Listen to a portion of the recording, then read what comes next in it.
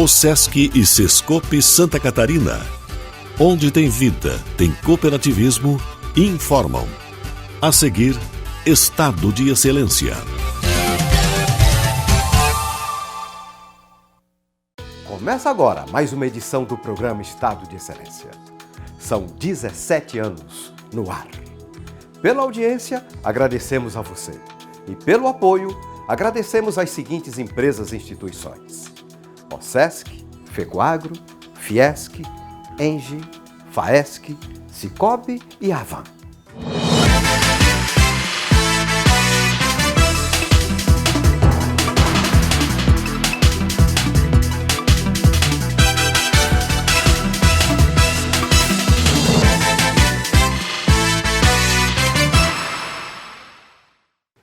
No programa de hoje você acompanha a entrevista com uma das maiores lideranças do agro catarinense, José Zeferino Pedroso, presidente da Federação da Agricultura de Santa Catarina. Raimundo, eu conheço a história do agro mais precisamente desde 1983, quando eu entrei para o sistema cooperativo. Você também vai conhecer uma empresa saborosa, a Panificadora Zen, de Brusque, que se destaca pela produção de pães naturalmente saudáveis. Nós não usamos conservantes nem aditivos, então desde cedo a gente já tem um nome em Brusque, né? A Zelar, tipo dos pães, dos bolos sem conservantes, pouca validade. Então a gente resguarda isso tudo, faz pães com fermentação. Pães de fermentação o que é? Trigo, água e sal. Vamos continuar com esses assuntos, mas antes, vamos às informações de mercado. Oferecimento FAESC, a Federação da Agricultura e Pecuária de Santa Catarina. Florianópolis foi sede do Congresso Brasileiro de Fruticultura, considerado o maior evento do setor no país. A Sociedade Brasileira de Fruticultura tem feito esse congresso há mais de 50 anos e ele é itinerário. Então, a cada 2 anos ocorre num lugar do país. Santa Catarina é a segunda vez que cedia. Então, Florianópolis, nas 2 vezes, a gente sempre traz para a capital, porque é um evento grandioso.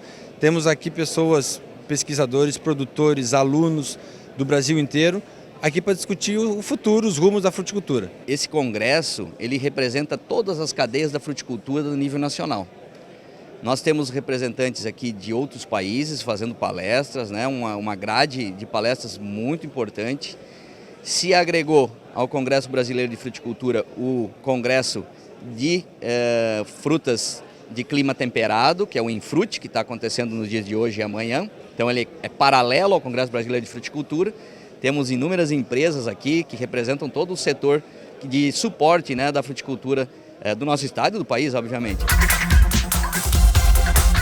O Infrute é o maior encontro da fruticultura de clima temperado no país, que normalmente acontece em Fraiburgo.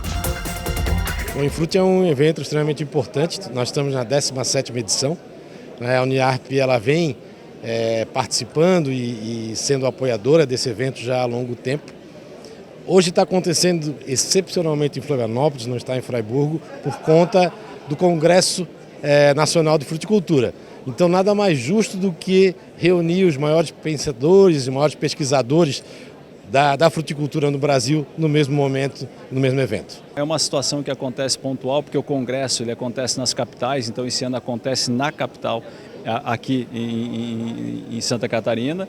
E aí o Infrute está sendo parceiro nesse sentido, né? São 2 grandes eventos acontecendo ao mesmo tempo. E claro que agora a expectativa é para 2024, retorna para Fraiburgo, né? Com novas parcerias, com muita força. A Ipagre é uma grande parceira, a Uniarp é uma grande parceira e a gente vai fazer um belo evento em 2024 também.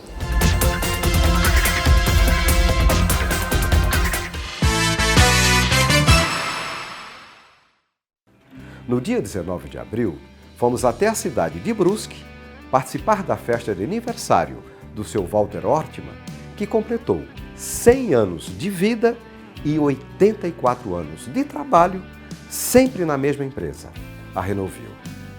Antes da festa, passamos numa padaria para tomar um café. E olha só que achado interessante. A Panificadora Zen, que já está na 3ª geração, foi fundada há 68 anos. A panificadora teve seu início dia 1º de fevereiro de 1954, onde meu pai e minha mãe começaram o empreendimento e começaram a tocar uma pequena padaria. Ele era o padeiro, ela era a balconista, tinha só um padeiro também. Só que, infelizmente, em 1975, meu pai veio a falecer de um infarto fulminante do coração. Então, ele tinha, na época, 54 anos. E a minha mãe se sentiu sozinha, mas não vendeu o empreendimento. Então, o que ela fez? Ela tocou sozinha o empreendimento. E a dona Olívia, mãe do Fernando, tocou sozinha a panificadora até o ano de 1989. Eu iniciei os trabalhos aqui, né? Comecei a trabalhar na panificadora. Em 1989 também eu casei. Eu tenho 3 filhos também, já que me ajudam, né? Então, para nós é uma honra. Vendo hoje muitas empresas onde meus amigos, conhecidos, querem seguir outros ramos, mudar de cidade, mudar de lugar, a gente tem muito orgulho em permanecer aqui. É um nome que a gente carrega, é o nome da família, são vários funcionários que a gente carrega junto com a gente é uma família aqui dentro e é assim que a gente encara tudo, né? A gente trabalha em família, é um negócio da família e é assim que a gente encara aí o dia a dia. Poucas pessoas podem fazer isso, né? Ao mesmo tempo que é corrido, mas está em família sempre reunido, tentando sempre melhorar e sempre pensando na família, para crescer junto e está todo mundo sempre unido e crescendo junto. A panificadora Zen tem algumas características que se tornaram atrativos do local. Nós não trabalhamos domingo, nós não trabalhamos feriado, nós não vendemos bebida alcoólica, nós não vendemos cigarros. Então eu acho que isso que atraiu meus filhos a me ajudarem, porque nós tentamos ter uma panificadora, mas ao mesmo tempo ter uma vida saudável e em família com a nossa empresa. A determinação de não vender bebidas alcoólicas e de não abrir aos domingos é seguida à risca pelo filho e pelos netos. A minha mãe disse assim: enquanto que eu estiver viva, você não abre a padaria. Então ela deixou de administrar, mas ela disse: domingo não abre. Então, os dizeres da minha mãe, nós temos até um videozinho ali, que ela diz o seguinte: se não deu dinheiro de segunda às 6 da manhã até sábado às 8 da noite, não é o domingo que vai fazer a gente ganhar dinheiro. Então a gente hoje leva esse conselho dela e hoje em dia eu também sou casado há 33 anos, então temos uma vida familiar consistente. Outra característica interessante é sobre o requisito básico na hora de contratar um novo funcionário. E o que a gente solicita é que não tenham experiência, que a gente aqui ensina o nosso meio e o nosso método de trabalho para que assim aprendam a trabalhar do nosso jeito, da nossa maneira. Mas a principal característica que atrai e fideliza a clientela já se tornou slogan. Panificadora Zen, produtos naturalmente saudáveis. Nossos pães, nenhum vai conservante, então um pão que vai durar menos tempo, mas para o cliente vai ser bem mais saudável a qualidade. A nossa nega maluca, a gente faz a massa, faz o recheio, não é nada pronto, a gente cozinha o recheio em brigadeiro. A nossa cuca é bem famosa, né? A nossa massa a gente que faz, é uma massa que é feita um dia antes, produzida, dela tem que crescer, bota na forma. Os nossos recheios são todos tradicionais, todos feitos com, se é usado abacaxi com abacaxi, não é produtos prontos, né? A banana, a gente compra a banana, descasca, prepara ela, bota o açúcar, a gente faz a nossa própria farofa. Como eu te falei, sem nenhum produto assim pronto. Nós não usamos conservantes nem aditivos, então desde cedo a gente já tem um nome em Brusque, né? A Zelar, tipo dos pães, dos bolos sem conservantes, pouca validade. Então a gente resguarda isso tudo, faz pães com fermentação. Pães de fermentação, o que é? Trigo, água e sal. É isso que nós queremos para os nossos clientes, né? Mais qualidade de vida, mais sabor nos pães e menos conservantes e menos aditivos.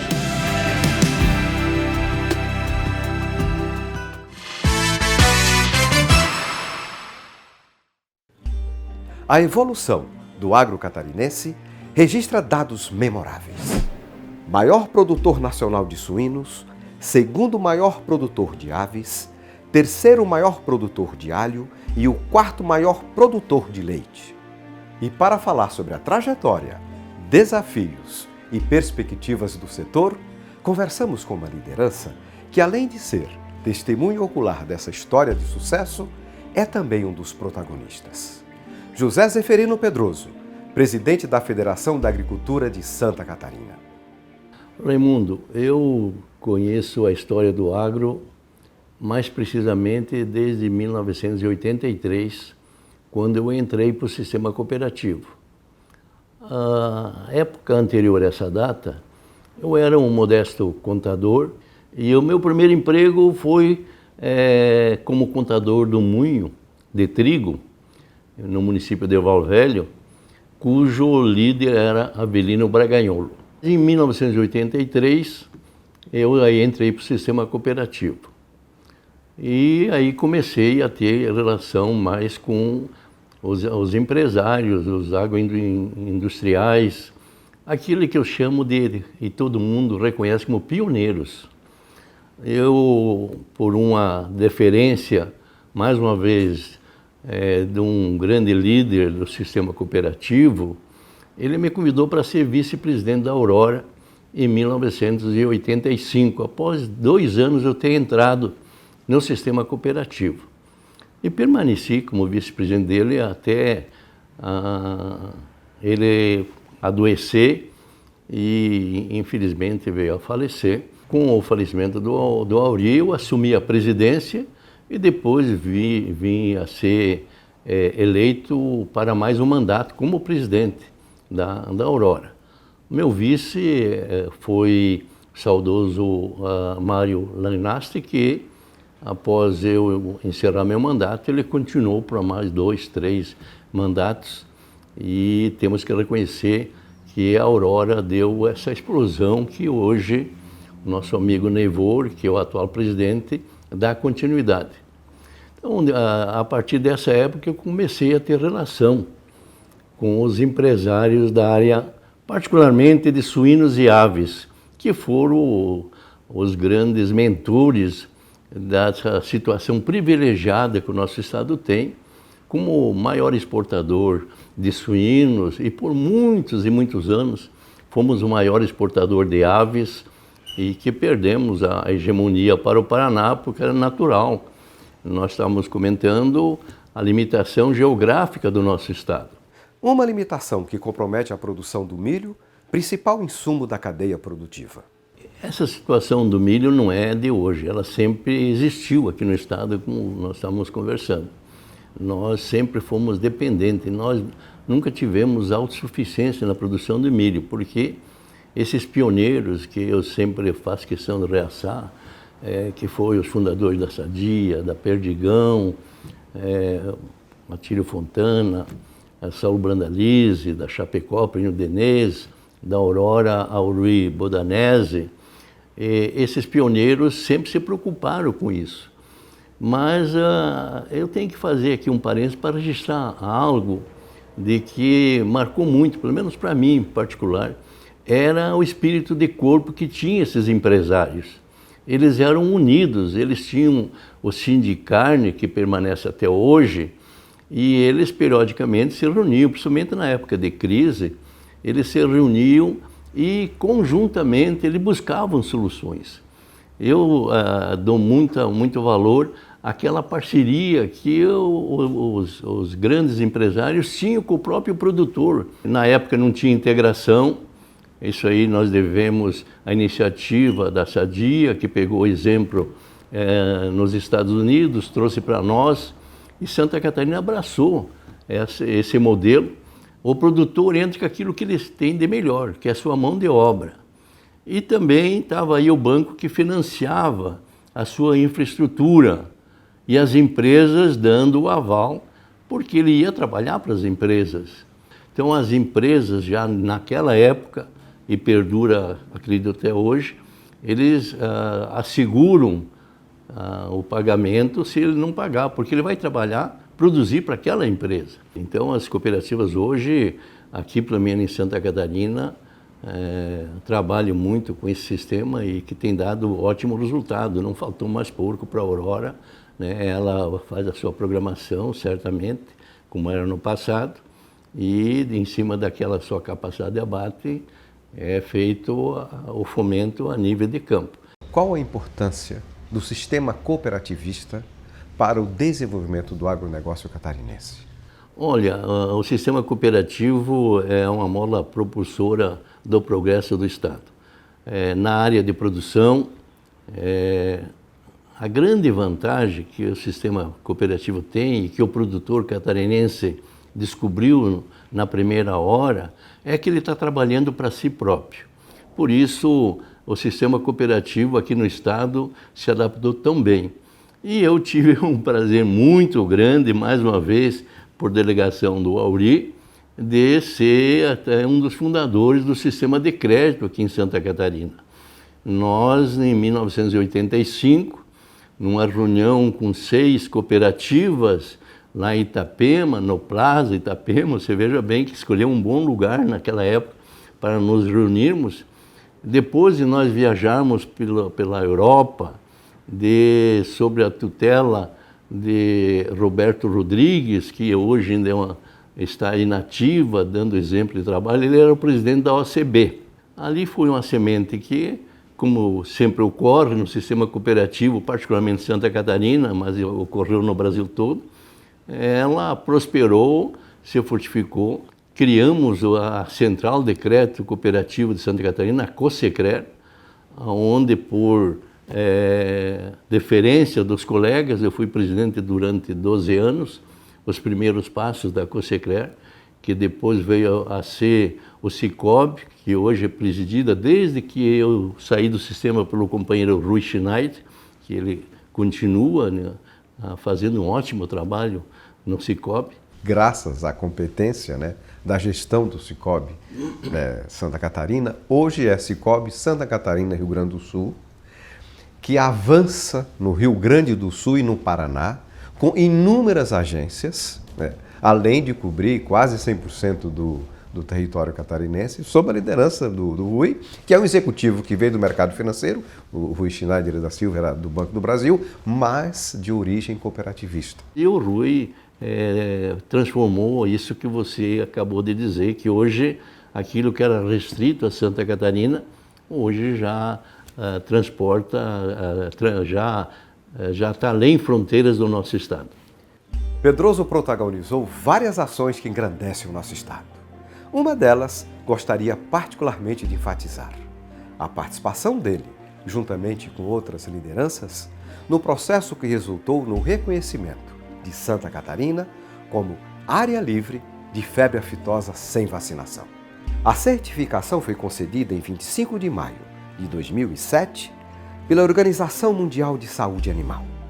Um feito que abriu as portas dos nossos produtos para os mercados mais exigentes do mundo. A iniciativa, e nós temos aqui que, mais uma vez, dá um voto assim, de louvor à agroindústria de suínos e aves, e nós nos envolvemos porque, desde o início, uma que eu já tinha um pouco de conhecimento pela minha passagem pela Aurora, da necessidade de nós termos uma sanidade reconhecida internacionalmente para nós ganharmos mercados exigentes que nós conseguimos vender, mas qualquer coisa que ocorresse era brecado, porque nós não tínhamos a garantia de livre, que era uma exigência, principalmente do mercado japonês, do mercado europeu, mercado americano, mercado coreano, esses mercados que remuneravam melhor do que os outros mercados, mas eles davam um ênfase muito grande. E foi quando, através da iniciativa do Sindicarne, e com o apoio da Secretaria da Agricultura, que representava o governo do estado, na época, eu lembro muito bem do empenho do companheiro Zonta e também do governo da época, que era o governo do Espiridião Amin, e nós nos abraçamos, sofremos até processos, porque aquilo que a gente, infelizmente, às vezes sente até nos dias atuais, havia forças que não queriam, porque ia prejudicar o pequenininho, não sei o que e tal. E nós tivemos até mandato judicial contra o Zonta, contra eu, porque nós estávamos pregando algo que não traria bom resultado. Recebemos também do meu saudoso colega presidente do Rio Grande, Esperoto, que veio com a comissão do Rio Grande pedindo que nós não fizéssemos, porque ia prejudicar a relação de venda, transporte de animais de lá para cá. O Rio Grande sempre foi um grande produtor de material genético que vendia muito para Santa Catarina, passava aqui, ia para o Paraná, tudo isso ia dificultar, eles vieram aqui. E lembro que nós tivemos uma reunião, o Zonta, Esperoto, com a sua equipe, e nós estávamos presentes, e nós tivemos que dizer que era algo irreversível.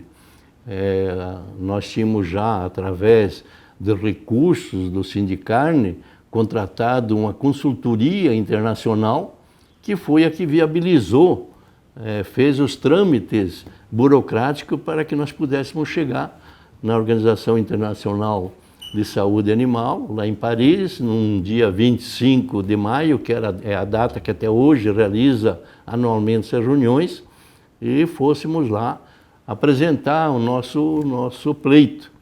Demorou mais 1 ou 2 anos, mas nós tivemos aí já no governo de Luiz Henrique da Silveira, nós fomos, naquela época eu também estava aqui como presidente, e também era deputado estadual, nós fomos receber aquele diploma que eu trago aqui nas minhas costas, aqui você vê que eu tenho aqui, porque eu considero a maior feito das lideranças de Santa Catarina, foi conseguir naquela época, em 2007, o certificado de livre de febre aftosa sem vacinação. Lógico que teve produtor que não gostou de nós cancelarmos a vacinação, ou, em primeiro lugar, obrigar a vacinar para depois, porque o primeiro passo foi a obrigatoriedade de todo mundo vacinar.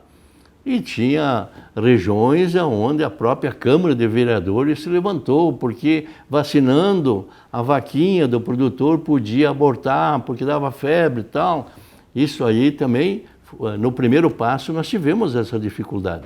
Felizmente, essa barreira foi transposta e depois tivemos alguns contratempos com o nosso vizinho, o Rio Grande do Sul, que hoje abraçou a causa também e foi declarado pelo Ministério e reconhecido já hoje o Paraná e o Rio Grande como livre de febre aftosa. Só que nós continuamos mantendo aquele rigor na atenção da sanidade dos nossos animais. Pedroso, nós passamos por várias fases, todas elas desafiadoras, para manter o agronegócio como locomotiva da economia de Santa Catarina.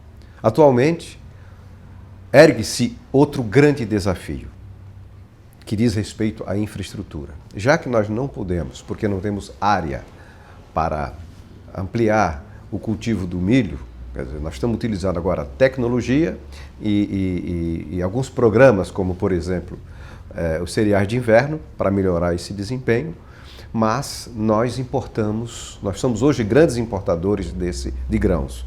E para que esse produto chegue com preço competitivo, é necessário uma infraestrutura mais adequada. Eu gostaria que você falasse sobre isso e na sua avaliação, o que é que Santa Catarina pode esperar das atuais lideranças políticas, empresariais e do setor para que a gente conquiste e vença esse novo desafio? Você sabe que Santa Catarina prima pela união. As forças produtivas, quer da indústria, do comércio, de serviço, da agricultura, nós nos reunimos mensalmente, através das suas lideranças, presidente das federações, para discutir assuntos que dizem respeito ao progresso do nosso Estado, às situações emergentes, algo que possa dar condições de maior competitividade ao Estado. Isso é o conjunto da obra. Eu acho, e aqui é uma crítica construtiva, Raimundo, o governo tem que pegar as forças vivas para ver o que as forças, o que a indústria, o que o comércio, o que o agronegócio quer, para que junto formem o plano. E, segundo informações, já estava sendo feito o projeto sem consultar as bases, sem consultar aqueles que vão usar efetivamente essas rodovias. Então, essas ferrovias. Essa ferrovia.